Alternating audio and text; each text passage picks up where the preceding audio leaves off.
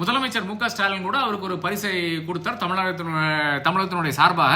மிக மிக மு.க.ஸ்டாலினை முதலமைச்சரை வாழ்த்துகிறேன். ஏனென்றால் அந்த மாதிரி ஒரு விஷயம் செய்த ஒரு நபர் நாம செய்ய வேண்டியது ஃபால்ஸ் ஃபேக் இன்ஃபர்மேஷனை நாம் நிச்சயமாக we have to fight இந்த ஃபேக் இன்ஃபர்மேஷன் எல்லா இடத்துலயும்.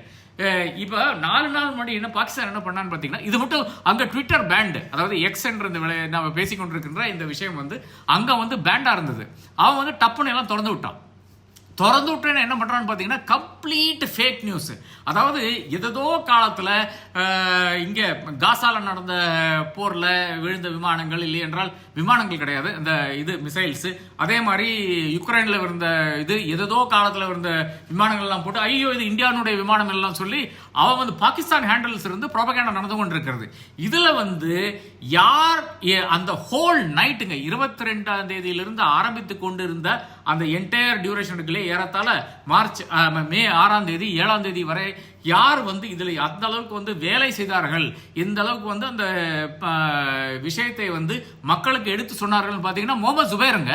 நம்மளுடைய முதலமைச்சர் மு.க.ஸ்டாலின் கூட அவருக்கு ஒரு பரிசை கொடுத்தார் தமிழகத்தினுடைய சார்பாக. மிக மிக மு.க.ஸ்டாலினை முதலமைச்சரை வாழ்த்துகிறேன். ஏனென்றால் அந்த மாதிரி ஒரு விஷயம் செய்த ஒரு நபர், அதாவது இந்த என்டையர் ப்ராபகேண்டாவை முறியடித்த ஒரு நபர், அதாவது பாகிஸ்தான்ல இருந்து என்னென்ன ஹேண்டில் வருது அப்படிங்கிறது பெரிய ஒரு நியூஸாக எல்லா இடத்துலயும் என்ன ஒரு ஹேண்டில் அங்கிருந்து வந்தாலும் முழுக்க இவர் என்ன பண்றாருன்னு பாத்தீங்கன்னா கம்ப்ளீட்டாக அதுக்குள்ளால போயிட்டு இதானுங்க இந்த ஹேண்டில், இது பாகிஸ்தான் ஆபரேட் பண்ற ஹேண்டில் பண்ணிட்டு எல்லாத்தையும் காலி பண்ணிட்டாரு.